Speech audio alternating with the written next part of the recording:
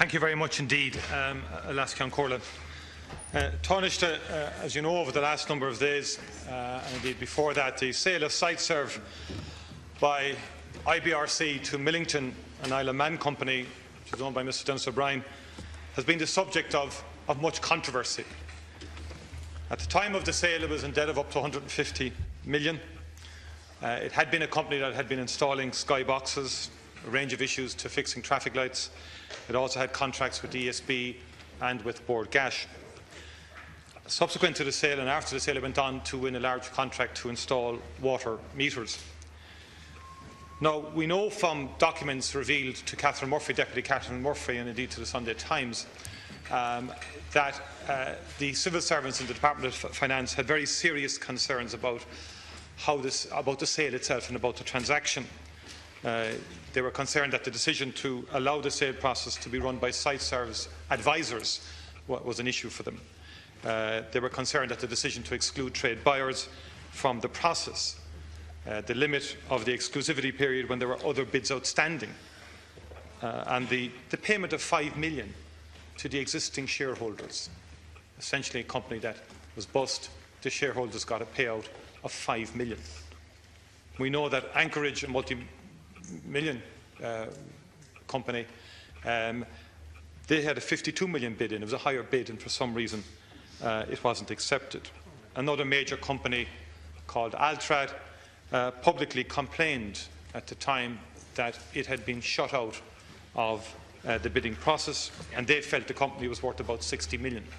That's their perspective in relation to it.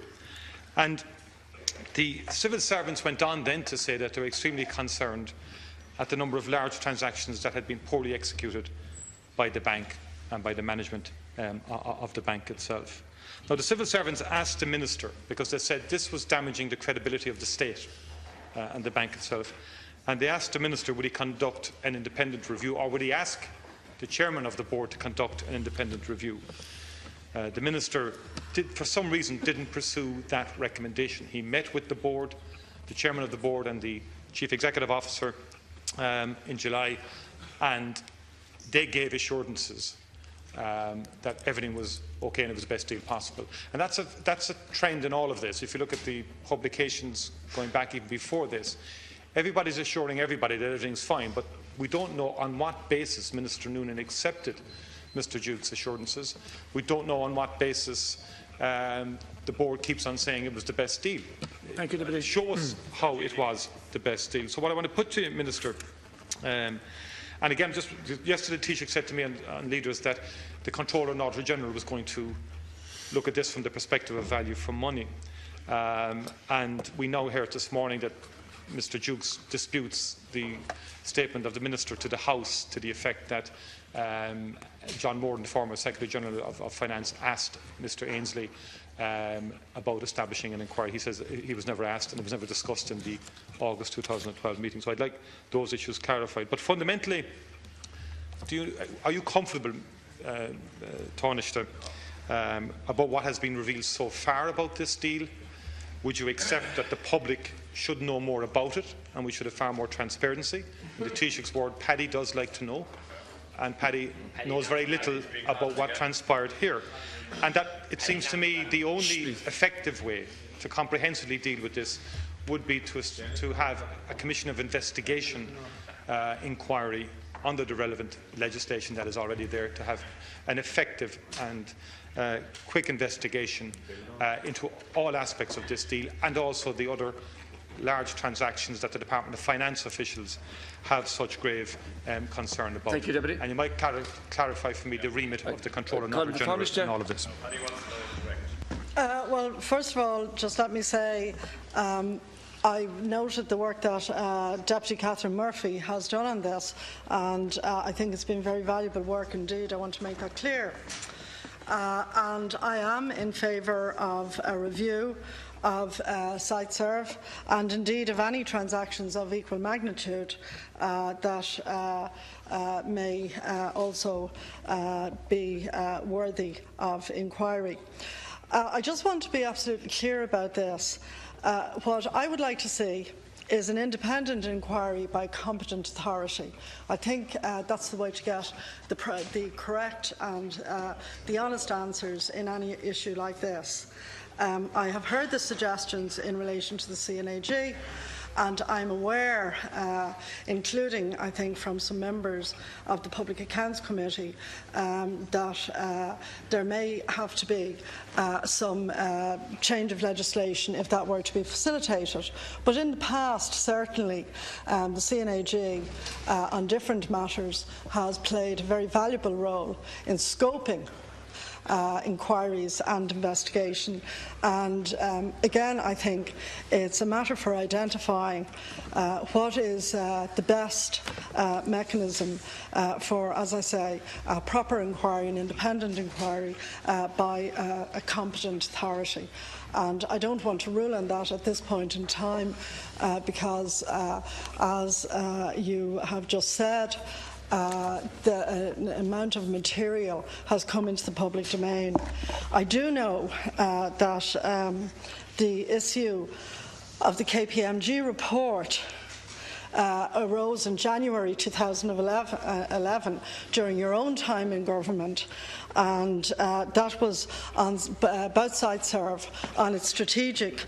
It was a review, and it was looking at its strategic options for the business and the debt situation vis-à-vis IBRC. So that was obviously during your own time in government, Deputy Martin, so I'm sure you're probably familiar from that period with that actual situation.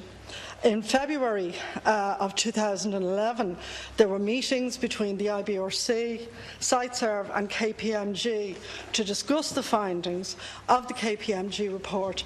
And again, I'm sure you would be you would have been fully aware of that, if not then, perhaps now, because you were a prominent member of that government. And in March, the 7th of March 2011, their PwC was engaged by the IBRC to review the KPMG report and advise again IBRC on debt recovery strategies. So I think it will be necessary, and I'm sure you would agree, to look at the totality of all of this. And you raised a number of issues there around payments to certain shareholders. I think the other issue that you should take into account is that there were more than shareholders involved in this. There were actually more than 1,500 people working in the company, and following the company being acquired, and as the company is now, there's over 3,000 people working in the company. So I would have imagined that at the time, in terms of your own government, and certainly in terms of this government, a very big issue would have been not just people who were shareholders, but people who were working in the business. And I'm sure that was a concern of you as a minister in your time. Thank you, Don. So, you know, on the, as I say, an independent inquiry by a competent authority, that's what I would like to see in relation to this, and a review of any related or similar transactions of similar magnitude. Thank you. The Deputy Joan Burton, supplementary question. Can I put it to Tánaiste? First of all, I welcome your statement that you would welcome an independent inquiry by competent authority. Now, it seems to me the only competent authority that could immediately do with this would be a Commission of Investigation under the Commission of Investigation Act. Full stop. We're completely in the dark about the Controller and Auditor General. The Taoiseach came in here yesterday and almost plucked it out of the cloud and said, I chatted with the Minister this morning, and I think we can do, or the CNAG can do a value for money. But CNAG couldn't do, in my view, the comprehensive investigation that a Commission of Investigation could, and that's why that Act was brought in. And I think we need urgent clarity from the government in terms of what it's going to do, because we're getting conflicting accounts from the Taoiseach and yourself in relation to what kind of review we're talking about, or what kind of investigation. And by the way, I have no difficulty at all with the totality. That's why you should be a Commission of Investigation, because it engages in the totality of this. I mean, the idea that $5 million would be paid to the directors or shareholders of a bus company, to me, from any moral perspective, is fundamentally wrong and raises all sorts of alarms. And I would put that to you, particularly in the context when it owed so much money to the taxpayer. And the fundamental issue here is the taxpayer lost 105 million overall in terms of the deal. And you juxtapose that alongside the 5 million that the shareholders received. And the issue of other companies bidding higher. And this was all in March of 2012. And I think there's a fundamental obligation to get to the bottom of this, Tánaiste. And that obligation is to the taxpayer and to the citizens of the country. And I think that is the core issue here. And also, why, and I've asked the question, on what basis was the Minister for Finance satisfied that the best deal was done? No one, and any of the documentation I've read so far, or indeed in any of the publications, there's a very good article by Tom Lyons in the Sunday Independent of April 2012 that deals with the whole circumstances surrounding the sale and the meeting of the shareholder and immediate press briefing in relation to it that raised more questions than answers. But even when you read that, trust us, we assure you everything was fine. No details as to why everything was fine and why this was the best deal. And in my view, in terms of compatibility, in terms of documentation, the only way to get to the bottom of this is by a commission of investigation. Thank you. Now, Tánaiste. Well, first of all, I think in any series of events which involve transactions over your own time in government and during the period of this government, well, sorry, you talked, Deputy Martin, about losses to the taxpayer. The biggest loss in this case is the 34 billion of loss that Fianna Fáil put on the shoulders of Irish taxpayers in relation to Anglo-Irish Bank. No, I think that's significant. I don't know if you took much interest, but inevitably when the construction industry collapsed and many major businesses collapsed in that context, and I don't know the detailed background to SiteServe, but presumably they were among many construction companies or companies in trades allied to construction who ended up with unsustainable debt and therefore ended up in your time in government within the remit of the IBRC. That's all I'm saying to you. So it was your government, by its policies, which actually led to the situation where this happened not just to this company, but to lots of other companies. And you have made a case, which I agree with, and which the Minister for Finance agrees with, because when the officials in the Department of Finance brought concerns to his attention, there was, at that time, as you know, a relationship framework which was in place, which was put together by the late Brian Lenihan, who was then the Minister for Finance. And the Minister for Finance, Minister Noonan, actually undertook expressly to inquire into the concerns raised by the officials in the Department of Finance. Now, this was one of many, many companies which were in a severe financial meltdown and crisis. And essentially, presumably, the review by KPMG from January 2011 was in the overall context of IBRC, and the disaster that was Anglo-Irish was an attempt to actually see what could be salvaged from this company, and particularly the jobs of people employed in this company, and give the company a possibility of recovery. Thank you, now, in that context, there was then a mechanism whereby, and several reports in your own time in government, which identified and discussed options. Now, what I've said to you, you want all of this examined. I have no difficulty with that, perfectly happy with that, but I would like to see it done by a competent authority, and I would like to see all of the matters reviewed. And I would also like to ensure that that happens happens in a reasonable timeframe. The CNAG was mentioned. The CNAG has previously done valuable scoping work in relation to inquiries. That's a historical fact. Thank you. Deputy Mayor Lou MacDonald. The next question. Order, please. Gurmagat Lascian Corla. Tánaiste, for 2 days in a row, the Taoiseach has been either unable or unwilling to answer fundamental questions surrounding the SiteServe and IBRC scandal. And we see here this morning that you are following suit in an attempt to kick for touch. The Comptroller and Auditor General has made it absolutely clear that he and his office have no remit and no authority in respect of the IBRC. So when you appeal for a competent and appropriate authority, know this, that you are citing that office which is not capable and does not have the remit to carry out the investigation. I wonder why you might do that. We know that SiteServe was sold off for 45 million. We know that this was at a cost to the taxpayer of 105 million. That's a lot of money. We know that the same legal advisers acted for both the purchaser and the seller. We know that shareholders got a sweetener of €5 million to ensure that this deal went ahead, it seems.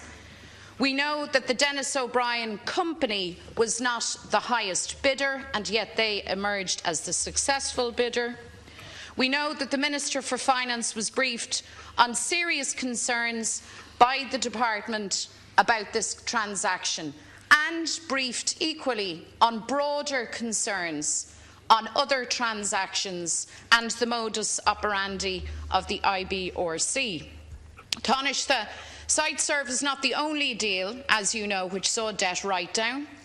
More than €64 million was written off in Blue Ocean Associates before being purchased by a consortium also involving, as it happens, Dennis O'Brien. There was an almost 50% write-down of €300 million in debts in the purchase of Topaz. Mr O'Brien, as it happens, is also involved in this. Now, all of these matters, I think you agree, raise concerns of the most basic nature for the state, for the operation and governance of the IBRC. And it is at this stage, Tánaiste, causing considerable public disquiet. People want to know what was going on in relation to SiteServe specifically, but more broadly in terms of the operation of the IBRC. We want to know what these big problematic transactions were, the value of them, the cost to the taxpayer and the people involved, the bidders and the successful bidders.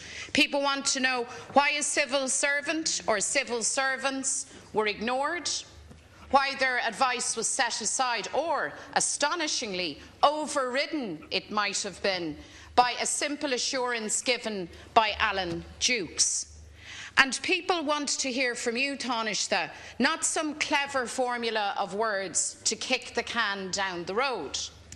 We want to hear this morning that you will commit to a commission of inquiry. That's the competent authority.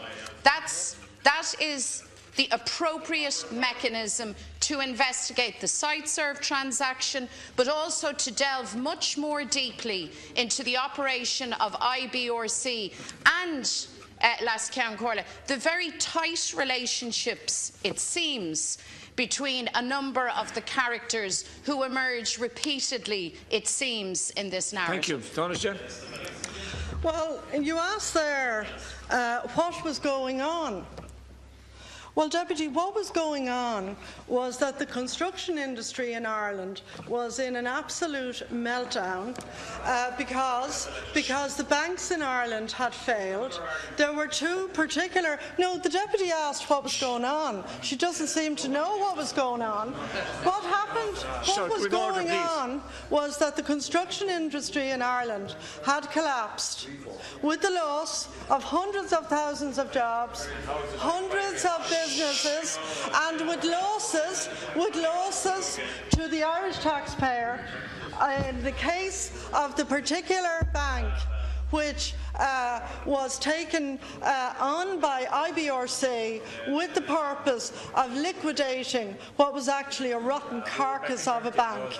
Now that was what was going on, Deputy.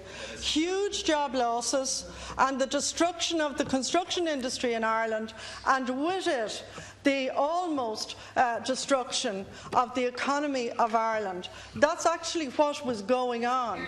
Now you're asking for, on foot of the work done at an earlier stage by Deputy Murphy, that you want some of the matters inquired into.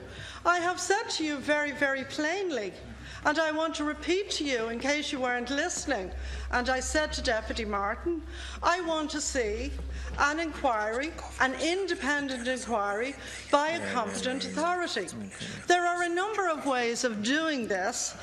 This country has a great deal of experience of carrying out inquiries and investigations, and in some of those inquiries and investigations, the offices and the resources of the Controller and Auditor General have been utilised on occasion, particularly in relation to scoping matters. Now, in any inquiry, if you want, as you claim, to get answers, you want competence, and you want to be able to inquire into all the matters. And what I said to you was that in addition to the additional matters that you raised in relation to a number of other companies that you mentioned, that I don't have any difficulty, if it is deemed necessary and appropriate, to inquire into those as well.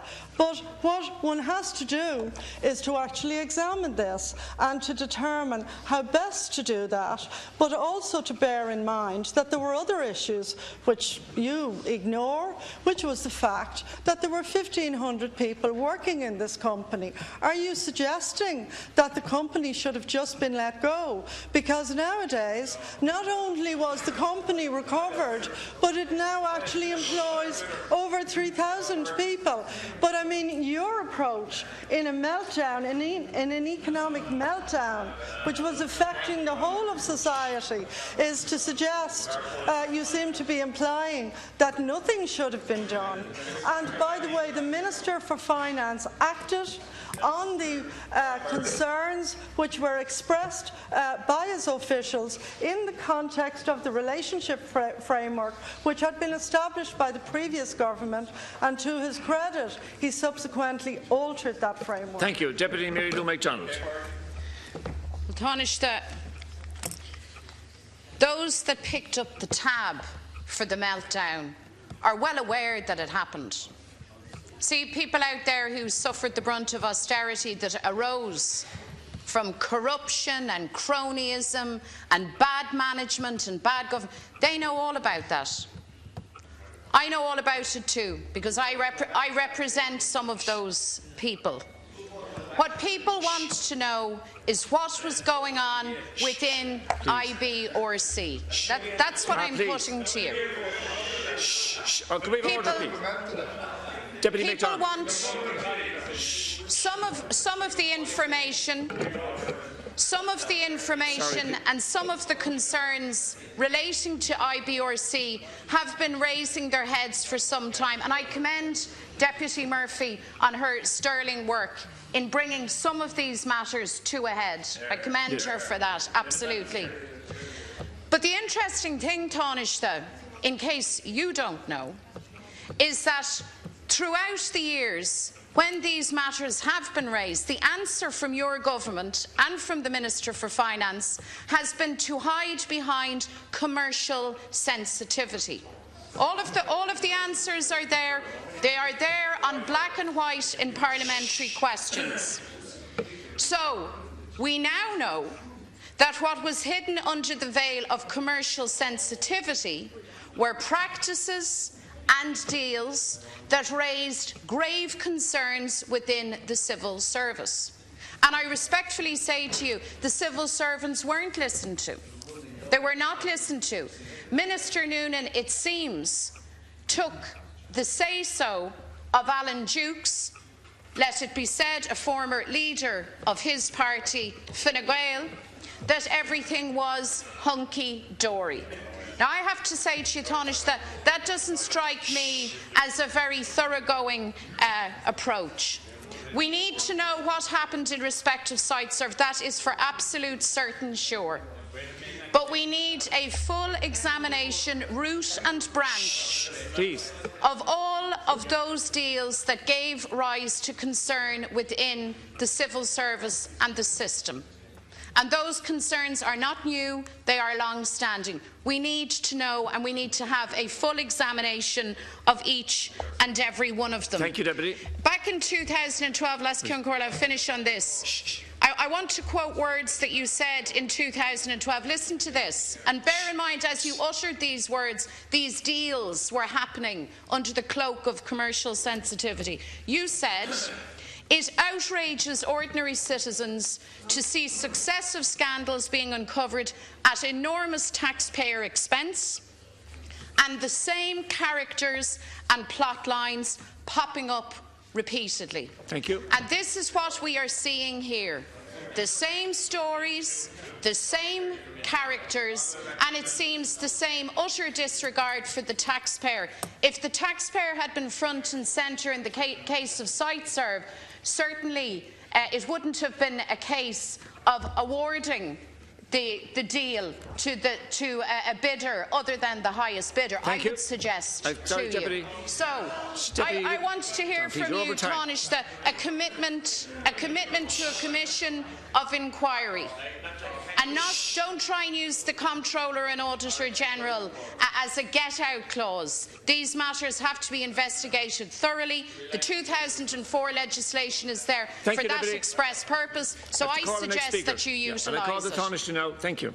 Well, it's a bit of Barry Lira, because I've already said that I want to see an inquiry, an independent inquiry by a competent authority. I find your suggestion that everything was hunky-dory at this period in Irish history a little bit odd, because here we were in the middle of a meltdown of the whole of the Irish economic landscape, brought on particularly by this particular bank, which in effect was being wound down, and its business insofar, or different businesses insofar as they could, be salvaged from the mess. And you describe that as hunky-dory. Now, you did describe it as hunky-dory, and if you think that that period of time for people in business in Ireland. Now, I know, Deputy, that notwithstanding that your party recently held talks with businessmen from America to reassure them about your business bona fides, your actual reference to Ireland and to the business stuff going on at that time as hunky-dory is genuinely, seriously astonishing. It indicates that you have absolutely no sense of what happens when a business is literally falling apart, and in this particular case 1,500 jobs, all representing people and families being at risk. Now, I want to reiterate again that I want to see an inquiry and an independent inquiry by a competent authority. In fairness to Minister Noonan, and you're not somebody who's noted in this House for being fair to anybody, but I do remember your colleague Arthur Morgan, then Deputy, running down the stairs here late at night to support and vote in favour of the bank guarantee, and your colleague Deputy Pearse Doherty, who was a senator then, doing the same in the Senate. So we will, and I have said, I want to see this government carrying out an inquiry and having it done by a competent competent authority. Deputy O'Study.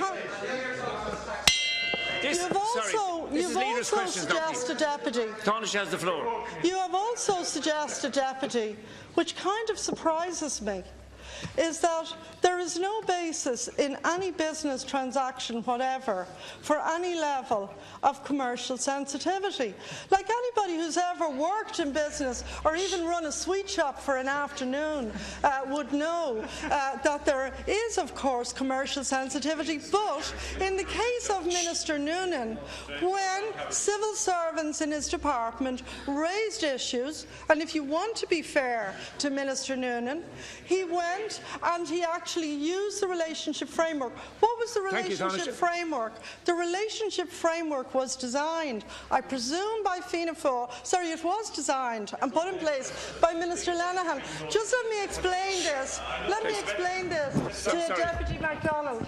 It was done in order not to have politicians directly running businesses. Thank you. That's what that's for. But Deputy MacDonald and Sinn Féin's version is that there should be no relationship framework because presumably Sinn Féin politicians would run the businesses and then we would know what would happen. Thank you. Now, for the technical group, I'd like to call Deputy Ruth Coppinger.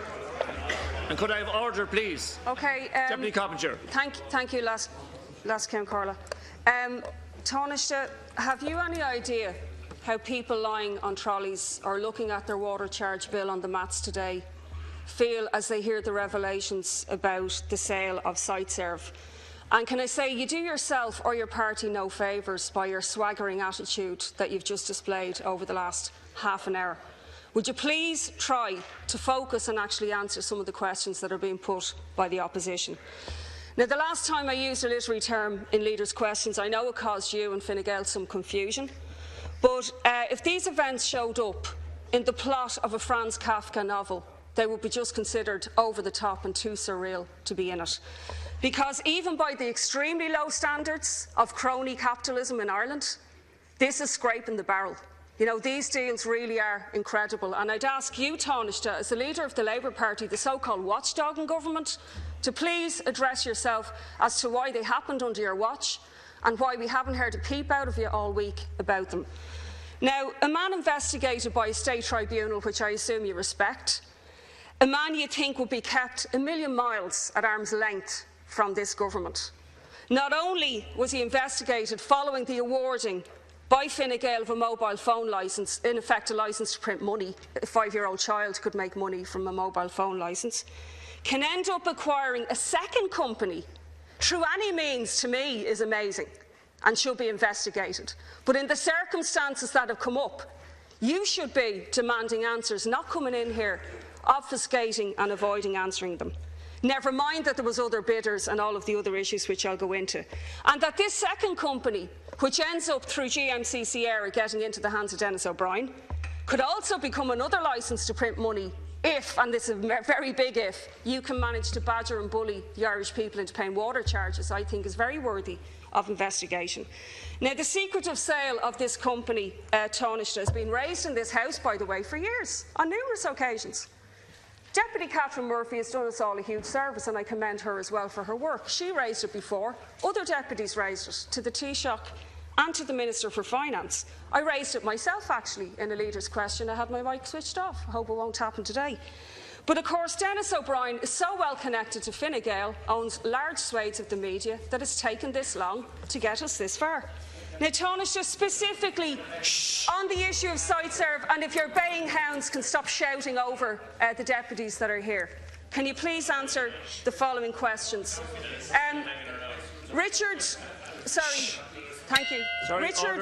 Richard Woodhouse, an alleged acquaintance of Denis O'Brien. Sorry, Deputy, Deputy, please. I know there are people. Sorry, no, there are people's names in the public arena, but I don't want people making accusations against people who are defenceless and who are not able to defend themselves here today. Like these are just facts. He was also the head of specialised asset recovery at IBRC and oversaw Denis O'Brien's borrowings with IBRC. Brian Harvey, the CEO of SiteServe. So, Deputy. received a personal lump sum of $800,000 as a result of the sale to Millington. $800,000. Deputy, can I ask you to respect that rule? Just please respect the rule I'm asking you. That's what I'm putting to you today, OK? Continue. Sorry, yeah, these are facts, Cahirlock. SiteServe Chairman Hugh Cooney was also obviously involved in the NTMA, Enterprise Ireland, and reportedly also was on an American trip that the Taoiseach attended with Denis O'Brien. And we know lawyers, Arthur Cox, represented both O'Brien Deputy, and IPRC. could you put your question, please? But why Tánaiste was there no independent representation for the Irish taxpayer? Why was there no legal representation for the Irish taxpayer? The sale was processed, we know, by people with many connections to SiteServe and Davy and KPMG. And of course, the big question, why were other bidders making much larger offers not even considered? Thank you, Deputy. For example, Tánaiste, can you comment that the only tender, and this is very important, that included a payment to directors was the Millington tender? Now, if that's the case, why would it not be in the interest of shareholders to take that bid? And if it is true, then this is obviously the company that was being positioned to get the water metering contract, which is going to be a licence to print money if you can force through the water charges. What other sweetheart deals took place or are happening and have happened recently at Anglo from Fine Gael's backers? We've already heard about Topaz, Beacon Hospital, etc. And getting to the heart of your own government, are you satisfied, Tánaiste? You used to rant and rave when you were over this side of the House. Are you satisfied that the Minister for Finance has been telling two different stories? He's been telling one story under previous questioning by deputies that everything was OK and that the deal was the best possible deal. Now we're finding out through freedom of information, courtesy of Deputy Catherine Murphy, that everything wasn't and that the civil servants weren't happy. Deputy, I have to call the Tánaiste. My final question, Cahirlock, is this. Well, please, conclude now, please. Do you not think it's absolutely incredible that the winding down of the toxic entity of Anglo, that any deal worth this amount of money could be kept away from elected representatives and the Minister for Finance? And further, would you agree that people looking at their water charge bills today are totally justified in not paying them when they hear the carry-on and the people that are going to be enriched if water metering is forced through? Well, first of all, Alaska Cahirlock, I want to absolutely disassociate myself in the context of this leader's questions from a number of the statements naming individuals whom I have to say I don't know who they are, but there's a long-standing rule in this House that, well, I don't know who they are. I know of some of them, but there are other names you've mentioned. I don't know who those people are. And those people, I said earlier, Deputy Collins, that I wanted to see an independent inquiry by a competent authority. That implies, and I'm sure Fianna Fáil will appreciate this, that people in this House who are named are entitled to their good name and reputation under the rules of this House for a very good reason. I don't know many of the names that were mentioned by the Deputy, and I'm just saying I want to make that clear because those people are entitled to their good names, and anyone who seeks to carry out a competent inquiry in this matter, as you well know, has to proceed on that basis if the inquiry is to be carried out in any way which is successful. So I wouldn't give in, as it were, to cheap shots which are being made at the moment by the Deputy in a situation where those people have no opportunity, if they so wish, to actually make their own case in relation to their own situation. And I want to repeat for the Deputy's information that I want to see an inquiry by a competent authority. In relation to people who have received bills in relation to water. As the Deputy is aware, well over 1 million people have registered with Irish Water. We need a proper water supply in this country. We need a clean and healthy water supply, and we need that for ourselves, but we also need it for our tourism industry, which we hope is going to provide a lot of jobs for people to go to work in Ireland, for our agriculture, on which again many jobs are dependent, and also for foreign direct investment coming into this country, on which again hundreds of thousands of Irish people, your fellow citizens, your neighbours, your friends rely on for work, for employment and for financial independence for themselves and their families.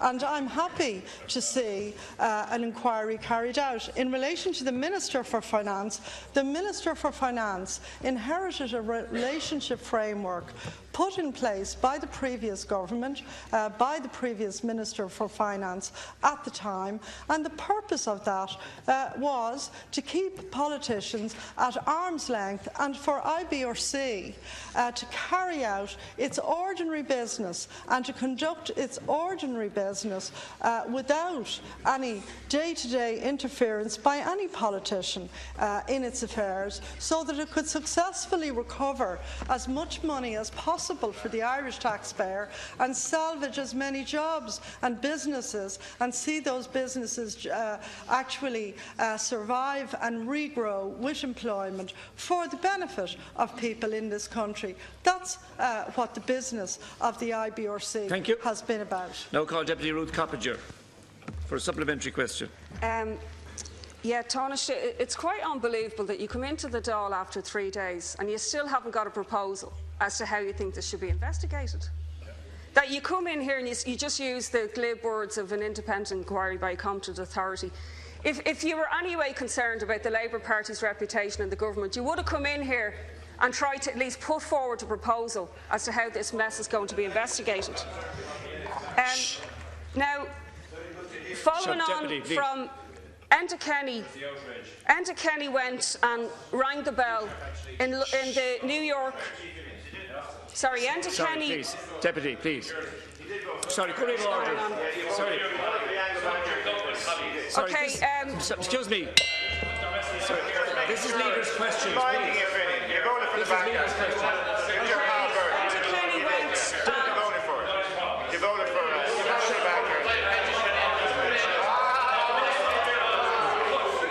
I know, sit down, please. Just, you're cutting it. You're cutting it.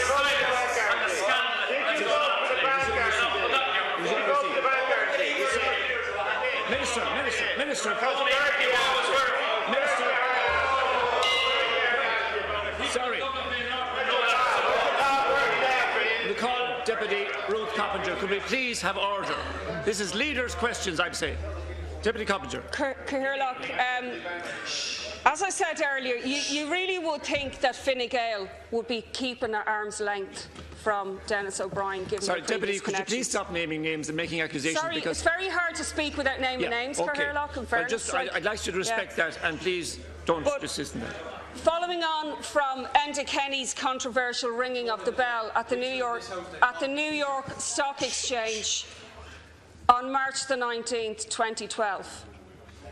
Actually, you attended that conference yourself, Tánaiste, rather than again keeping a million miles away. But on March the 28th, 2012, you said this in the Dáil: "It's perhaps time for the government to reflect on how it should in future interact with people against whom adverse findings have been made by tribunals. We live in a republic and the representation of each citizen should be what counts rather than the amount of money a particular citizen can spend. We can look forward to a period of reform in which this government will change the political landscape and our capacity to report and hold to account lobbyists." You did nothing. You could have changed the terms of reference of the IBRC and the winding down. You're right, Fianna Fáil set it up that anything could happen, but you had a whole year to do something about it. And can I just say that we've seen residents jailed for preventing the water meter installation of GMC Sierra, of this company that the richest man in Ireland, a media magnate, a tax exile, who's no intentions of stoking up and paying his taxes. Thank you. And he owns the company that's enforcing a water tax on millions of people. And that this man should gain from this deal is an absolute outrage. Deputy, we've seen. You're over time, Final you're over time, Deputy. We've seen this week a TD arrested. We've seen Paul Murphy arrested. We've seen the whistleblower John Wilson arrested. If this isn't Kafkaesque, I don't know what is, Tánaiste. But I would just repeat that people sitting out there worried about the toxic entity of Irish water are totally justified in joining the mass boycott that's inevitable of these bills. Thank you. Tánaiste, to conclude. First of all, I will go to America, to the United States, or indeed to the United Kingdom, and I will certainly meet with people like stock exchange authorities to promote Ireland for investment, for employment and for business. I make no apology for that, because in the world that I live in, Deputy, working class people actually need jobs. And the important thing is that they get jobs and that they get training and they get apprenticeships and they get traineeships and education that enables them to become actually financially independent and look after both themselves and their families. I make no apology for promoting people getting back to work in this country. And how dare you criticise me for promoting Ireland? How dare you criticise me for promoting employment? For promoting employment in Ireland and helping people to find jobs in Ireland. I actually have no idea what your vision for Ireland is. Do you just want nobody working and no promotion of our tourism, of our country, of visitors to this country? Do you want nobody working in this country? Do you want our Your vision seems to be that people don't work at all. I make no apologies to you or to any of your colleagues for promoting work, employment and investment into this country, whether that's in the United States, whether that's in the European Union or whether that's in the United Kingdom. And I'll continue to do it, Deputy. You have a different view. Obviously you're entitled to your view, but I'm happy to promote Ireland. Thank you, Just let me say again that when the Minister for Finance got critical representations from staff and officials in his department, and he was using the framework that was inherited from the previous government, he actually undertook to have the decisions examined. Not only that, but he changed the framework and provided an assistant secretary to oversight transactions in relation to this company. But, you know, Deputy, the problem I have, and maybe Fianna Fáil have, although they set the company up, is that this company was essentially part of the mechanisms to deal with the mess and the destruction and the human misery left by the collapse of the Anglo-Irish Bank. And that involved trying to pick up the pieces of literally hundreds of businesses and companies and get them back on their feet again so that there could be employment. Now, I've said, and I want to repeat for your information, I want to see an independent inquiry by a competent authority. But I don't want to see, and you should not seek, as you seem to suggest, that you're going to prejudge anything and everything that happens, because this issue is an important issue, and if there is to be an independent, competent inquiry, it has to be done properly. Thank you, That's what this House deserves. Thank you very much. That concludes Leaders' Questions.